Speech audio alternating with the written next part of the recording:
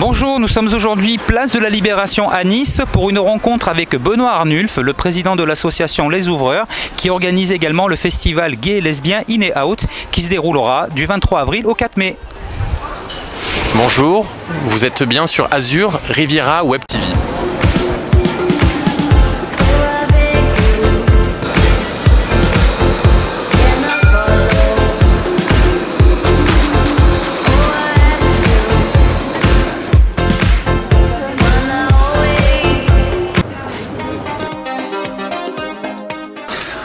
Je suis un cinéphile de très longue date, cinéphile et par ailleurs militant de la cause gay et lesbienne, LGBT maintenant, lesbienne, gay, bi, trans et donc on va dire ces deux passions m'ont poussé assez naturellement à réfléchir à l'organisation de manifestations culturelles dans ma ville, la ville de Nice où je suis né, une des nombreuses villes de France qui n'avait pas encore de festival. Donc après une militance on va dire un petit peu plus politique, je me suis recentré sur le culturel.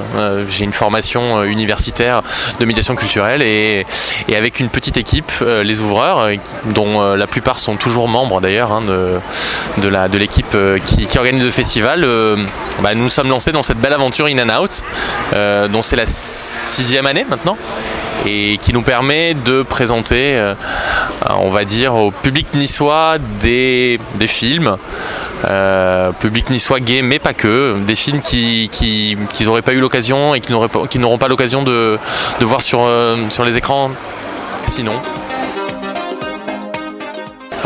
L'association Les Ouvreurs, elle prend son origine dans la création du festival. Et en même temps, elle a deux vocations depuis 6 ans. L'organisation de cette belle manifestation et en parallèle, la sensibilisation des jeunes en collège et en lycée concernant des questions de discrimination liées à l'orientation sexuelle.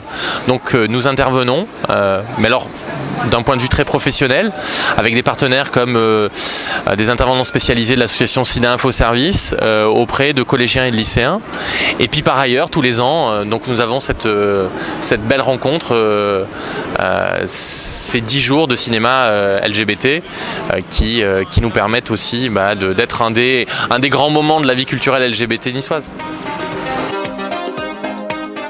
C'est une grande joie pour nous d'organiser ce festival, on le fait de manière bénévole, ça nous prend énormément de travail, il y a à peu près plus d'une trentaine de bénévoles qui travaillent chaque année sur l'organisation de cette manifestation qui est quand même pensée comme une manifestation professionnelle, et on a eu des très beaux moments parce que il y a des artistes qui nous ont fait confiance, on a rencontré, on a invité et on a fait venir sur Nice de très grands réalisateurs comme Bruce Labrousse, qui est un réalisateur international d'origine canadienne.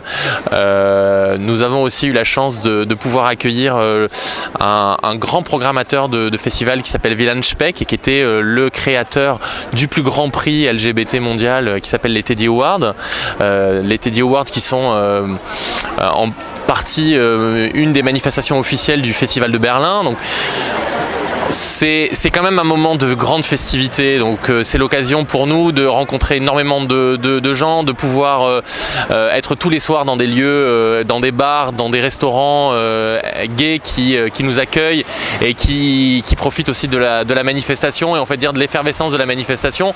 Des moments et des grands moments, j'en ai à l'appel, mais c'est vraiment la rencontre avec tous ces artistes. On a à peu près une dizaine d'invités par édition et c'est quelque chose de très précieux pour nous, ça nous nourrit. Alors l'édition 2014, c'est la 6e édition, c'est une édition qui sera peut-être un petit peu plus grave que les autres années, puisque nous avons décidé en fait de l'organiser sous la houlette d'une thématique, l'homophobie. Alors l'homophobie qu'on a voulu rendre la plus attractive possible, parce que bon, c'est une thématique auquel il faut vraiment parler, c'est une thématique importante, il y a eu énormément et paradoxalement d'évolutions cette dernière année. en France avec le débat sur l'ouverture des droits du mariage et de l'adoption.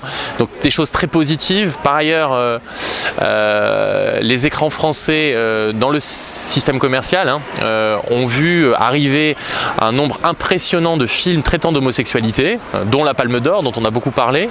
Et paradoxalement, à ces bonnes nouvelles, on va dire, le climat en France est un peu tendu, à tel point que si on regarde les statistiques, presque 30% de plus d'agressions et d'injures homophobes relevées par une association qui chaque année fait un rapport sur l'homophobie, SOS Homophobie.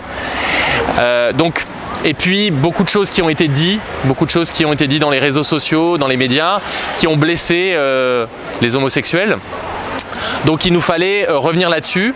Alors bien entendu, le festival c'est un moment festif et militant, donc il faut qu'on arrive à traiter de toutes ces questions importantes, mais d'une manière, on va dire, la plus festive possible, parce qu'on n'est pas là non plus dans une période de crise pour en plus en rajouter avec des thématiques qui sont des thématiques dures et complexes.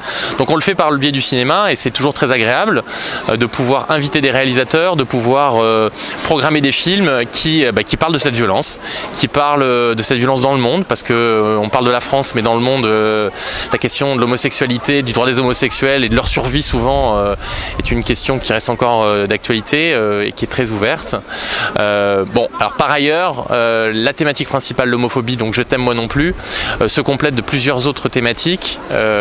Nous avons décidé cette année de faire un focus sur le cinéma portugais, puisque c'est un cinéma qui est porteur de très belles choses, de grande créativité, de grands renouveaux. On a plusieurs réalisateurs qui vont venir présenter leurs films, souvent du court-métrage, qui est un format qui est beaucoup plus libre, parce que souvent moins coûteux aussi, et qui permet donc aux artistes d'être plus libres dans leur proposition créative. Donc le Portugal sera un invité de marque. Et puis on a aussi un certain nombre de petites thématiques qu'on se plaît à mettre en avant. Plusieurs films traitent de la question de l'exploration des nouveaux territoires de sexualité.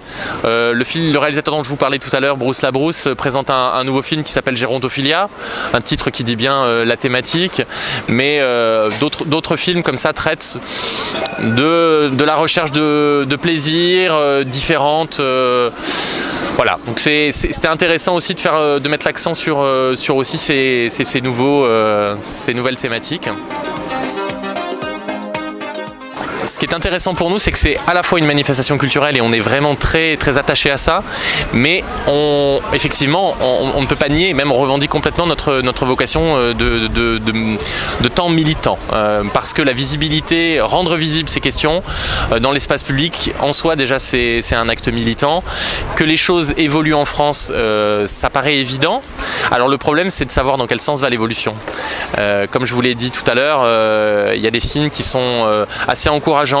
Je pense que les très très nombreux films qui apparaissent maintenant sur les écrans et surtout la fréquentation de ces films, c'est-à-dire qu'il y a énormément de Français qui vont voir La vie d'Adèle, qui vont voir L'inconnu du lac, qui vont voir tous ces films.